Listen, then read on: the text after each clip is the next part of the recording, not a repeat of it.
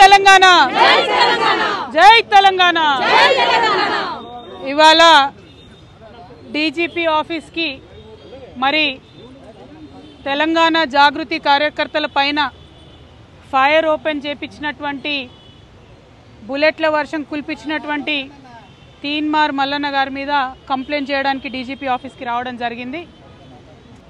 రాష్ట్రంలో ఒక మహిళా ఎమ్మెల్సీ పైన ఇంకొక బాధ్యత గల పదవిలో కలిగినటువంటి తీన్మార్ మల్లన్న లాంటి ఎమ్మెల్సీ గారు కమెంట్ చేస్తే కూడా, ఇష్టం వచ్చినట్టు మాట్లాడితే కూడా పోలీస్ యంత్రాంగం స్పందించకపోవడం దారుణం.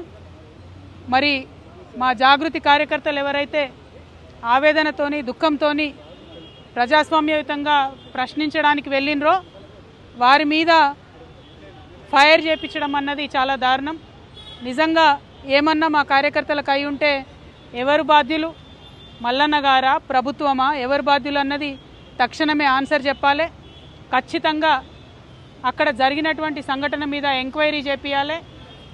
ఇటువంటి గన్మెన్లను మిస్యూజ్ చేసుకునేటటువంటి, గన్మెన్లను తప్పుదోవ పట్టించేటటువంటి ప్రజాప్రతినిధి అయినటువంటి మల్లన్న గారి గన్మెన్లను తక్షణమే తీసివేయాలని చెప్పి నేను పోలీస్ శాఖ వారిని డిమాండ్ చేయడం జరిగింది. అట్లానే మల్లన్న గారు చేసినటువంటి ఈ యొక్క పనిని ఆయన ఆదేశంతోనే గన్మెన్లు ఫైర్ ఓపెన్ చేశారని నేను నమ్ముతా ఉన్నా కాబట్టి వెంటనే వారి మీద అటెంప్ట్ టు మర్డర్ కేసు కూడా రిజిస్టర్ చేయాలని పోలీస్ శాఖ వారిని నేను రిక్వెస్ట్ చేయడం జరిగింది. మరి ఇవాళ ఇంత పెద్ద సంఘటన రాష్ట్రంలో జరిగితే కూడా డీజీపీ గారు సెలవు దినంగా ఉండి ఇంట్లో ఉండి రాలేదంటే ఖచ్చితంగా దీని వెనుక ముఖ్యమంత్రి గారు ఉన్నారని మేము నమ్మాల్సి వస్తుంది. అందుకే మళ్ళొకసారి మేము మా తెలంగాణ జాగృతి తరఫున, తెలంగాణ ఆడబిడ్డలందరి తరఫున మేము ప్రభుత్వాన్ని డిమాండ్ చేస్తూ ఉన్నాము. మీరు తీన్మార్ మల్లన్న గారిని వెంటనే అరెస్ట్ చేయండి. మీ ఇంటి ఆడబిడ్డలపై అనుచితమైన వ్యాఖ్యలు చేసిండ్రని చిన్న చిన్న జర్నలిస్టులను మరి మీరు అరెస్ట్ చేసి జైల్లో పెట్టిండ్రు.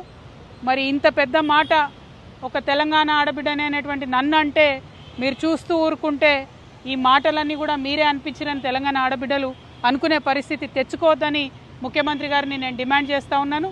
మరి మీ ఇంటి ఆడబిడ్డకో న్యాయం, తెలంగాణ ఆడబిడ్డలందరికీ ఒక న్యాయం ఉండొద్దని కూడా ముఖ్యమంత్రి గారిని నేను డిమాండ్ చేస్తూ తక్షణమే తీన్మార్ మల్లన్న గారి మీద మరి ఎంక్వైరీ వేయాలి. జరిగినటువంటి సంఘటన మీద ఎంక్వైరీ వేయాలి.